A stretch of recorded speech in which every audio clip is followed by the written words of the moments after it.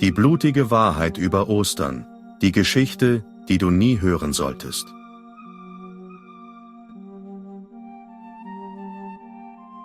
Was, wenn alles, was du über Ostern zu wissen glaubst, eine Lüge ist?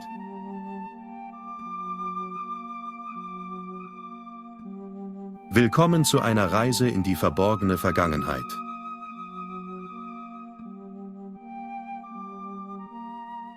In diesem Video decken wir die wahren Ursprünge von Ostern auf. Eine Geschichte voller Mythologie, okkulten Ritualen, heidnischer Fruchtbarkeitsfeste, Sexrituale, Blutopfer und religiöser Täuschung.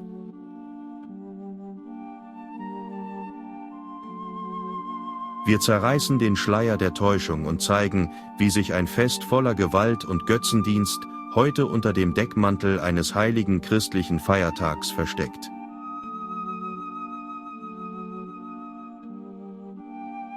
Die Wahrheit wird euch schockieren.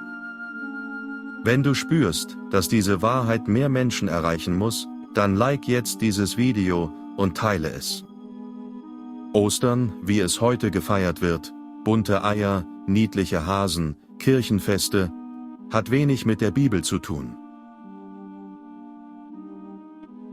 Stattdessen wurzelt es tief in uralten heidnischen Riten, in denen Kinder geopfert, sexuelle Exzesse gefeiert und dämonische Fruchtbarkeitskulte verehrt wurden.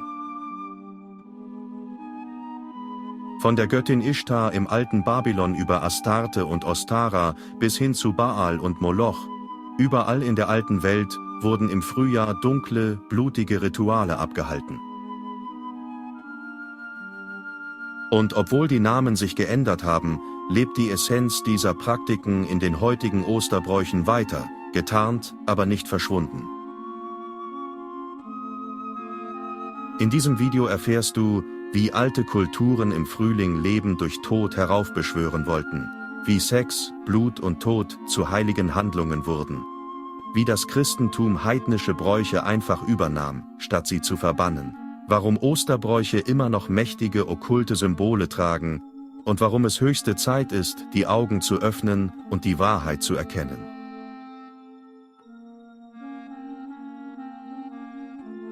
Bereit, deine Realität zu hinterfragen?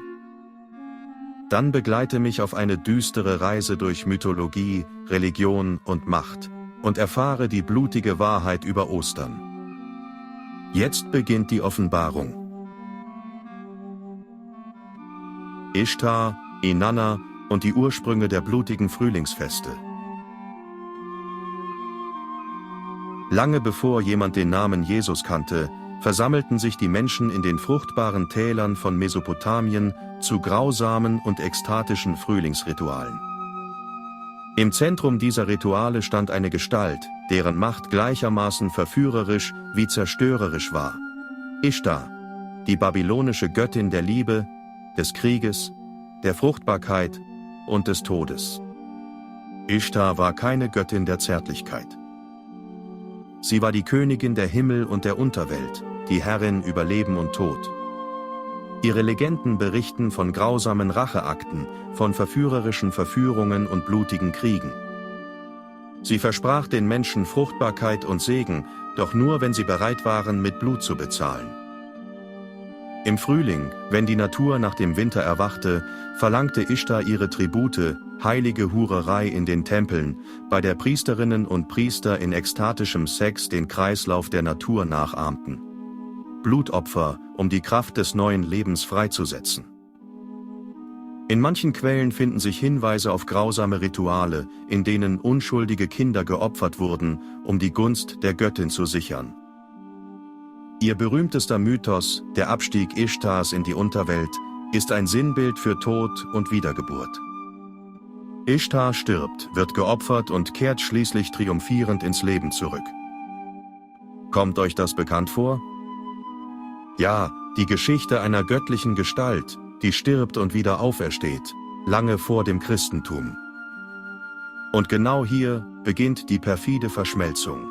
Frühling, Tod, Wiedergeburt, die Grundthemen von Ishtars Kult, wurden Jahrhunderte später von neuen Religionen übernommen und neu verpackt. Doch die Ursprünge sind dunkel, blutig und zutiefst okkult.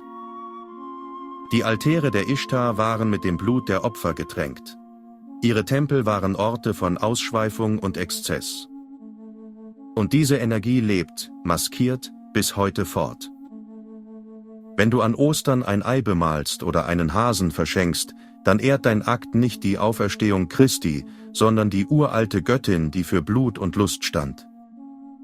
Die Wahrheit ist älter als jede Kirche und finsterer, als du denkst.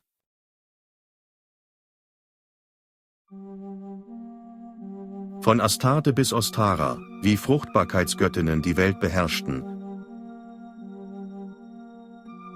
Während im Osten Ishtar verehrt wurde, breitete sich ihr Kult in vielen anderen Namen und Formen über die ganze Welt aus. Ob unter dem Namen Astarte, Aschera, Anat, Venus, Aphrodite, Diana oder Ostara, die Botschaft war überall dieselbe. Sexualität, Fruchtbarkeit, Blut und Macht. Astarte, die phönizische Version von Ishtar, wurde als Himmelskönigin verehrt. Tempelprostitution war fester Bestandteil ihres Kultes.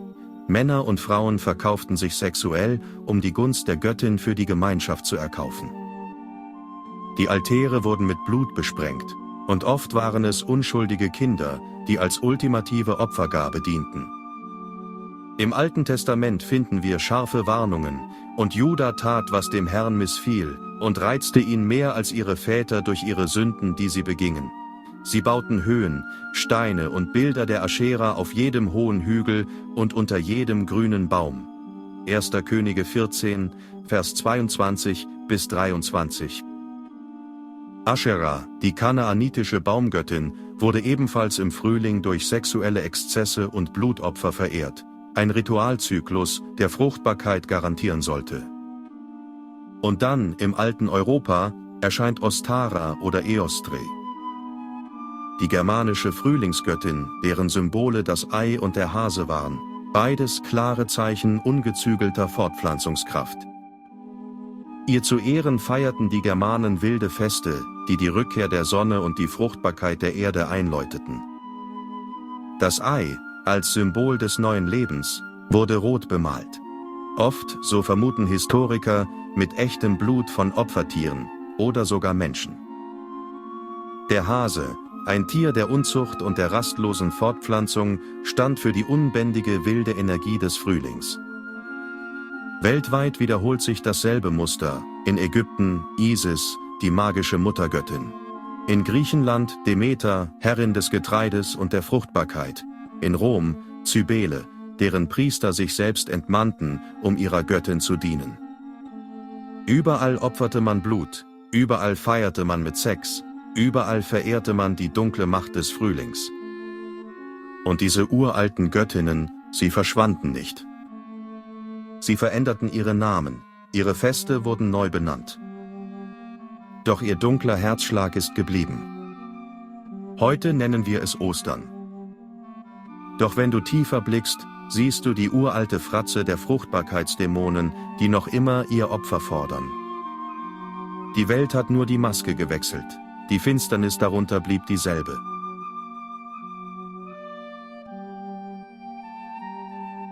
Der Kult von Baal und Moloch, blutige Opfer für Fruchtbarkeit und Macht. Wenn du glaubst, die Geschichten über heilige Hurerei und Fruchtbarkeitsfeste seien das Schlimmste gewesen, dann kennst du noch nicht die finstersten Gottheiten der Antike, Baal und Moloch. Hier wurde nicht nur gefeiert, hier wurde gemordet.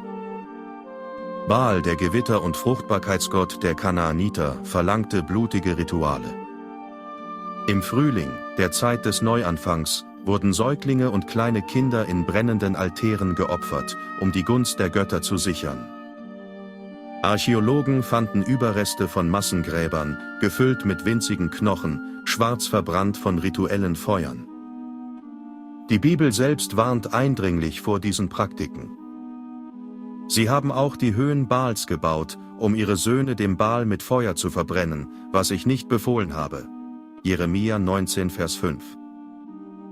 Moloch, oft dargestellt als riesige bronzene Statue mit ausgestreckten Armen, war noch grausamer.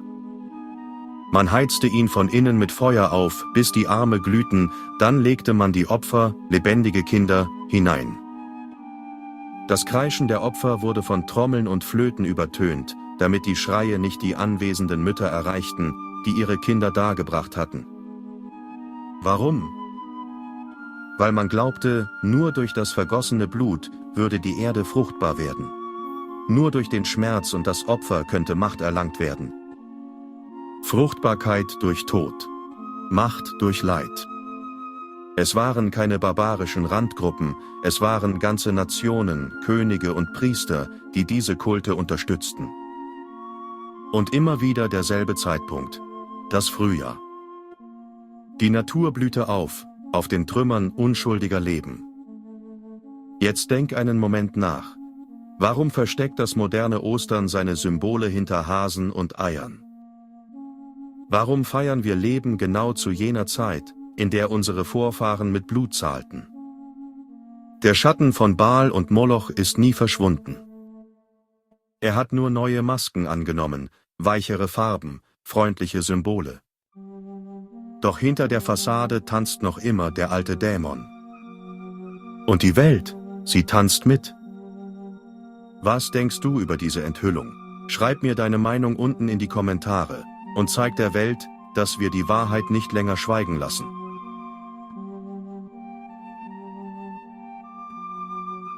Täuschung und Transformation, wie das Christentum die heidnischen Rituale versteckte. Als das Christentum begann, sich auszubreiten, stand es vor einem Problem. Wie überzeugt man eine Welt, die seit Jahrtausenden an Götzen, Göttinnen, Sexrituale und Blutopfer gewöhnt war? Die Antwort war einfach und teuflisch clever. Man verbot die alten Bräuche nicht, man taufte sie um. Die frühen Kirchenführer wussten, dass sie die Menschen nicht erreichen würden, wenn sie deren heilige Feste brutal unterdrückten. Stattdessen integrierten sie die heidnischen Frühlingsfeste in den neuen Glauben. Aus der wilden Feier zu Ehren der Ostara, Ishtar oder Astarte wurde einfach das Fest der Auferstehung. Und die Symbole? Sie wurden nicht beseitigt. Das Ei, uraltes Zeichen für Fruchtbarkeit und neues Leben, wurde zum Osterei, Symbol der Auferstehung Jesu. Der Hase, einst geweiht der Göttin Ostara, blieb erhalten, nur dass er jetzt angeblich Eier bringt. Die Frühlingsfeste mit Tanz, Trank und fleischlicher Lust wurden zu fröhlichen Osterbräuchen. Eine perfide Maskerade. Selbst das Datum von Ostern, das sich am ersten Vollmond nach der Frühlingstag- und Nachtgleiche richtet, stammt direkt aus den heidnischen Mondkalendern. Nicht der Glaube bestimmte das Datum, sondern die alten kosmischen Zyklen, die schon Ishtar und Baal heilig waren. Und Jesus? Sein Tod und seine Auferstehung wurden auf dieses Zeitfenster gelegt, um das uralte Bedürfnis der Menschen nach Tod und Wiedergeburt im Frühjahr zu erfüllen. Was nach göttlicher Offenbarung aussieht, ist in Wahrheit ein kluges politisches Manöver. Das Christentum verschlang die alten Religionen und trug ihre Schatten weiter in sich. Heute meinen Millionen von Menschen, sie würden an Ostern das wahre Leben feiern. In Wirklichkeit tanzen sie, oft ahnungslos, auf dem uralten, blutgetränkten Altar der heidnischen Fruchtbarkeitsgötter. Die Wahrheit? Nicht der Glaube hat das Heidentum besiegt. Das Heidentum hat den Glauben übernommen und ihn in seinen Dienst gestellt.